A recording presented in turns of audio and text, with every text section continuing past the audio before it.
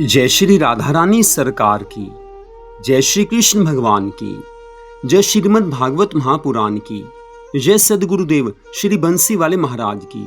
श्रीमद् भागवत महापुराण के 10वें स्कंद के अध्याय 53 और 54 की कथा आज हम आपको सुनाने जा रहे हैं। रुक्मणी हरण की कथा का इसमें वर्णन आता है। तो कथा इस प्रकार है।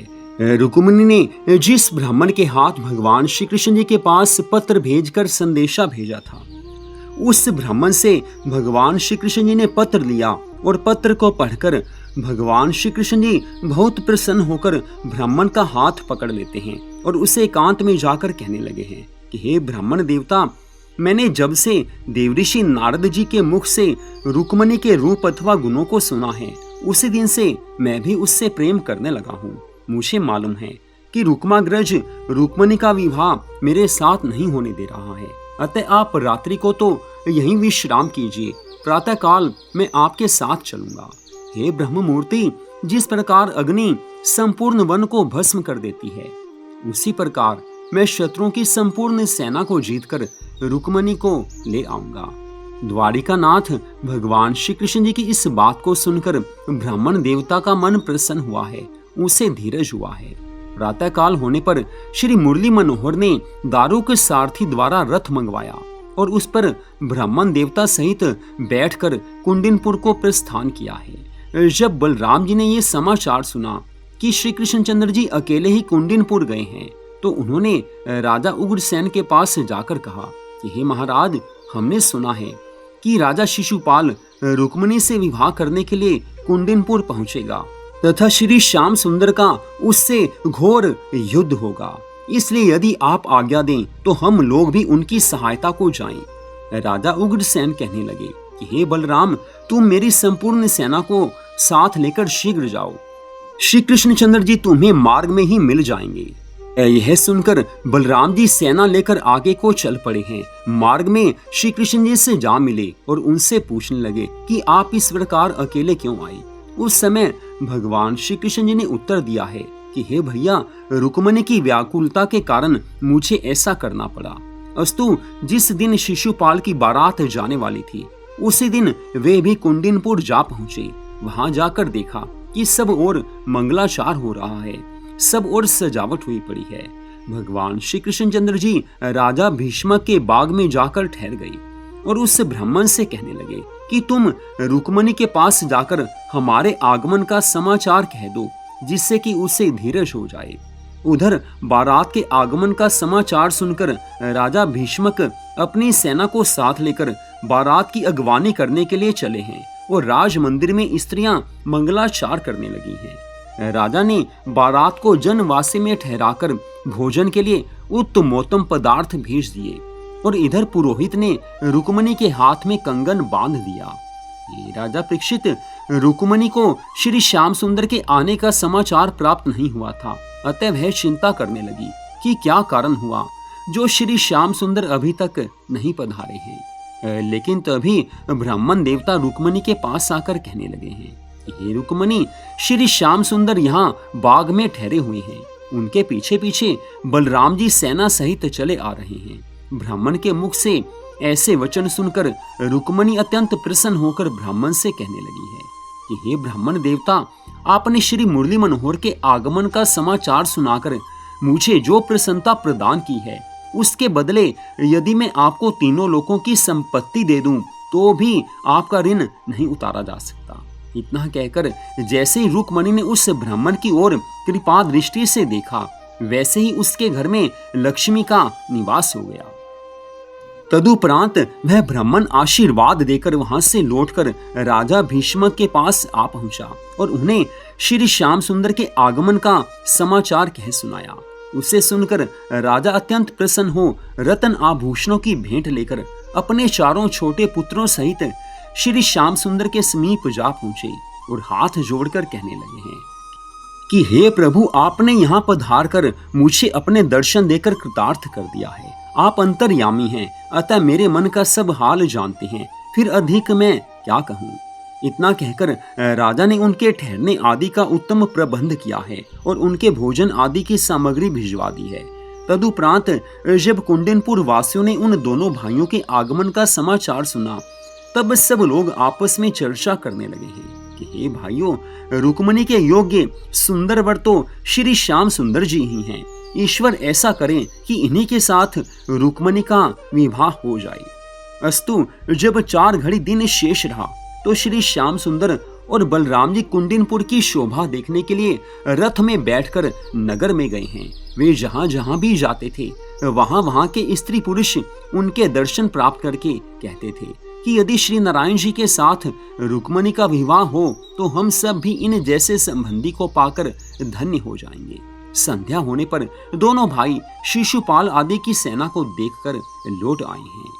इससे आगे की कथा का वर्णन करते हुए श्री सुखदेव जी महाराज कहने लगे हैं कि राजा परीक्षित, जब रुक्माग्रज ने श्री श्याम और बलराम के आने का समाचार सुना तो बहुत क्रोध करके अपने पिता के पास जाकर ये कहा है कि हे पिताजी, आप सच बताओ कि कृष्ण बलराम को यहाँ पर किसने बुलाया है। यह सुनकर राजा भीष्म कहने लगे हैं कि हे पुत्र, मैंने उन्हें नहीं बुलवाया है। तब रुक्माग्रज ने शिशुपाल और जरासंध के पास जाकर ये कहा कि यहाँ कृष्ण और बलराम भी आए हुए हैं, अतः तुम अपने सेनापतियों को सावधान कर दो। ये राजा परीक्षित, श्री श्याम सुंदर और बलराम जी का नाम सुनकर जरासंध ने रुक्माग्रज को ये उत्तर दिया है कि हे मित्र, इन दोनों भाइयों ने कंस को मार डाला, अब वे यहाँ भी उपद्रव किए बिना नहीं मानेंगे। इन्होंने मेरी 23 अक्षोहिणी दल सेना का 17 बार संहार किया। जब मैं 18वीं बार फिर इनसे युद्ध करने को गया, उस समय वे दोनों भागकर ऊंचे पर्वत पर जा चढ़े। जब मैंने उस पर्वत में आग लगवा दी तो वहां से जाने किस प्रकार ये बचकर निकल गए और अब द्वारिका में जाकर रह रहे हैं। जरासंध के ऐसे वचन सुनकर रुक्माग्रज ने अभिमान पूर्वक कहा कि हे जरासंध, तुम इनसे इतने भयभीत क्यों हो रहे हो? तुम किसी प्रकार की चिंता मत करो, उन्हें हम अकेले ही भगा देंगे। ये राजा परीक्षित, शिशुपाल और जरासंध को धीरज बंधाकर रुक्माग्रज अपने घर लौट आया।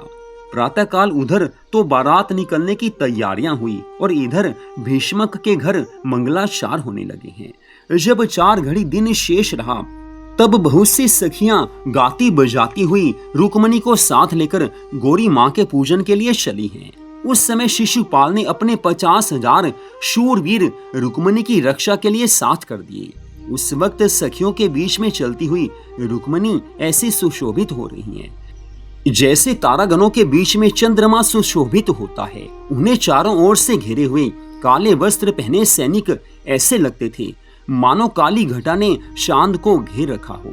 मंदिर में पहुंचकर रुक्मिणी ने महागौरी माँ का विधि पूर्वक पूजन किया है, हाथ जोड़कर स्तुति की है। शरणन लेहु प्रणाम, मंगलमयी माता उमा, वर दीजिए अभिराम, मोर मनोरथ पूर्ण करी। हे महागौरी माता, मैंने बचपन से ही आपकी सच्चे मन से सेवा की है, अतः आपका मुझे मनोवांछित फल प्राप्त हो ऐसा वरदान दीजिए। इस प्रकार पूरी श्रद्धा भावना से पूजा आराधना करके जब रुक्मिणी मंदिर से बाहर निकली, उस समय वह श्री श्याम सुंदर से मिलने की आशा किए हाथी के समान मंद गति से राज मंदिर की ओर लौटने लगी है। उसी समय आनंद कंद भगवान श्री कृष्णचंद्र जी का रथ वहां आ पहुंचा। उनके रथ की ध्वजा देखते ही एक सखी ने प्रसन्न होकर रुक्मिणी से कहा है कि हे सखी, देखो श्री श्याम सुंदर आ पहुंचे हैं। सखी के मुख से ऐसे वचन सुनकर जब रुक्मिणी ने प्रसन्न होकर अपने मुख से घूंघट उठाया तो उन्हें भगवान श्री कृष्ण जी अपने सामने ही खड़े हुए दिखाई दिए हैं। तभी श्री मथुरानाथ भगवान श्री कृष्ण जी ने बिजली की गति से अपना रथ रुक्मिणी के बिल्कुल समीप ही खड़ा कर दिया। फिर जैसे ही रुक्मिणी ने लज जाते हुए अपना हाथ बढ़ाया, वैसे ही उन्होंने उसको अपने बाएं हाथ से पकड़कर रथ में बैठा लिया है और शंख बजाकर आगे बढ़ चले हैं। उस समय रुक्मिणी अपने सभी व्रत पूजन आदि के सभी फल प्राप्त हुए जानकर पिछले सब शोक भूल गई। जरासंध और शिशुपाल के शूरवीर मुंह ताकते रह गए और श्याम सुंदर उन सब के बीच में से रुक्मिणी को ले गए हैं। देखते ही देखते भगवान श्री कृष्णचंद्र जी का रथ बहुत दूर निकल गया। तब सब योद्धागण सावधान होकर उनके पीछे दौड़े हैं। उस समय बलराम जी भी ऐसा देखकर कि भगवान श्री कृष्ण जी रुक्मिणी को रथ पर बैठाकर द्वारिकापुरी की ओर चले जा रहे हैं, अपनी सेना को साथ लेकर उनकी रक्षा के लिए उनके समीप जा पहुंचे। उस समय रुक्मिणी को घबराई हुई देखकर, चिंता मगन देखकर श्री श्याम सुंदर भगवान ने कहा है कि हे रुक्मिणी, तू चिंता मत कर, मैं द्वारिकापुरी में जाकर तेरे साथ शास्त्र की विधि के अनुसार विवाह करूंगा। इतना कहकर श्री द्वारिकानाथ भगवान श्री कृष्ण जी ने अपने गले की पुष्पमाला उतारकर आज रुक्मिणी को पहना दी है। ये राजा परीक्षित, श्री श्याम सुंदर भगवान आज रुक्मिणी को हर कर ले गए हैं। यह समाचार पाकर जरासंध, दंतवक्र आदि राजा अपनी अपनी सेना लेकर श्री कृष्णचंद्र जी के पीछे दौड़े हैं और ललकार कर कहने लगे हैं कि पीठ दिखाकर जाना शूरवीरों का काम नहीं है, अतः रथ को रोककर हमसे युद्ध करो। यह सुनकर भगवान श्री कृष्ण जी ने रथ रोक लिया। उस समय बलराम जी अपनी सेना सहित उनसे युद्ध करने लगे हैं। उस घोर युद्ध को देखकर भगवान श्री कृष्ण जी ने रुक्मिणी को धीरज बंधाते हुए कहा कि हे रुक्मिणी, तू चिंता मत कर, ये सब शत्रु एक क्षण में मारे जाएंगे। श्री श्याम सुंदर तो रथ को एक ओर खड़ा करके युद्ध का कौतुक देखने लगे और उधर बलराम जी ने संपूर्ण शत्रु सेना को पल भर में ही नष्ट कर दिया। उस समय जरासंध और दंतवक्र आदि सब रणभूमि से भाग गए हैं। हे राजा परीक्षित, जब रुक्माग्रज ने यह समाचार सुना कि कृष्ण रुक्मिणी को ले गया है, तब क्रोधित होकर कहने लगा, मैं अभी उन दोनों ढीठ भाइयों को पकड़ कर लाता हूँ, अन्यथा इस नगर में मुंह नहीं दिखाऊंगा। इतना कहकर मैं एक अक्षौहिणी सेना साथ लेकर श्री श्याम सुंदर से लड़ने के लिए चल दिया। उसने अपनी सेना को बलराम जी से लड़ने को छोड़ दिया और आप श्री कृष्ण जी के पास पहुंचकर कहने लगा कि अरे अहीर, तू राजकन्या को लेकर कहां भागा जा रहा है? अब मुझसे जीवित बचकर तेरा जाना कठिन है। इतना कहकर रुक्माग्रज ने श्री श्याम सुंदर के ऊपर अपने बाणों की वर्षा आरंभ की है, परंतु श्री श्याम सुंदर भगवान ने अपने बाणों से उसके सब बाणों को निष्फल कर दिया। तदुपरांत श्री श्याम सुंदर ने अपने 4 बाणों से उसके रथ के चारों घोड़ों को मार डाला और एक बाण से उसके सारथी को मूर्छित कर दिया। फिर एक बाण से उसके रथ की ध्वजा काटकर दूसरे बाण से उसके धनुष को काट गिराया।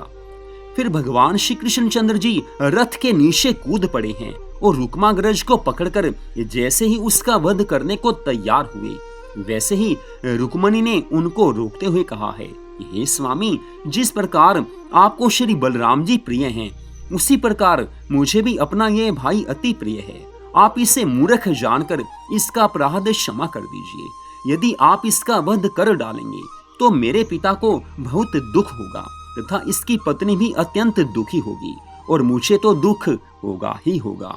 अतः हे नाथ, आपको ऐसा करना उचित नहीं है। रुक्मिणी के ऐसे वचन सुनकर भगवान श्री कृष्ण जी ने रुक्माग्रज को अपने रथ के पीछे बांध लिया।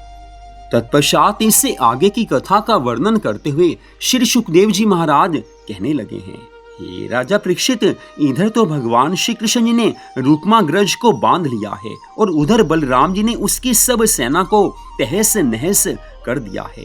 तब बलराम जी भगवान श्री कृष्ण जी के पास आए हैं। जब उन्होंने रुक्माग्रज को बंधा देखा तो श्री कृष्णचंद्र जी से कहा है कि हे भाई, ये उचित नहीं है जो तुमने अपने साले को इस प्रकार बांध रखा है। अब तुम इसे शीघ्र छोड़ दो। आज बलराम जी के कहने से श्री श्याम सुंदर ने रुक्माग्रज को छोड़ दिया है। बलराम जी ने समय देखकर रुक्मिणी को संतोष देने के लिए कहा है कि हे राजपुत्री, तुम्हारे भाई की जो दशा हुई उसमें श्री श्याम सुंदर का कोई दोष नहीं है।